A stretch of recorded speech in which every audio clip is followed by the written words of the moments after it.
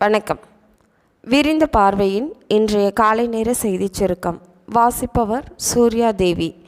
நாடாளுமன்ற மக்களவைத் தேர்தலில் அதிமுக தலைமையில் வலுவான கூட்டணி அமைத்து போட்டியிடும் என எடப்பாடி பழனிசாமி அறிவித்திருந்தார்.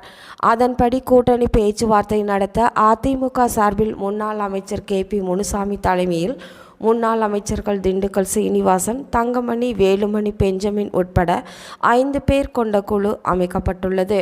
இந்த குழு கடந்த 2 வாரங்களாக பாமக, தேமுதிக, புதிய தமிழகம் உள்ளிட்ட கட்சிகளுடன் பேச்சுவார்த்தை நடத்தியுள்ளது. இதில் தேமுதிக, புதிய தமிழகம் உள்ளிட்ட கட்சிகளுடன் கூட்டணி உறுதி செய்யப்பட்டுள்ளது.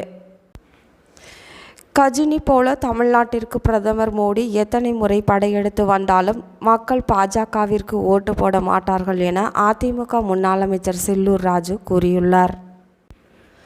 விமர்சனம் என்ற போர்வையில் எல்லை மீறி பேசுகிறார் உதயநிதி ஸ்டாலின் என சட்டமன்ற எதிர்க்கட்சி துணைத் தலைவர் RB உதயகுமார் சாடியுள்ளார். தமிழக வெற்றி கழகத்தின் உறுப்பினர் சேர்க்கையை தீவிரப்படுத்த பெண் ஒருவரின் தலைமையில் 5 பேர் கொண்ட புதிய அணி உருவாக்கப்பட்டுள்ளது.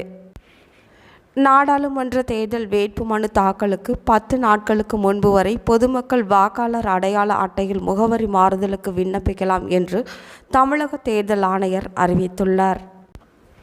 அதிமுக தலைமை அலுவலகமான MGR மாளிகையில் மகளிர் தினம் கொண்டாடப்பட்டது. இந்த நிகழ்வில் அக்கட்சியின் பொதுச் செயலாளர் எடப்பாடி பழனிசாமி கலந்து கொண்டு கேக் வெட்டி மகளிர் நிர்வாகிகளுக்கு வழங்கியுள்ளார்.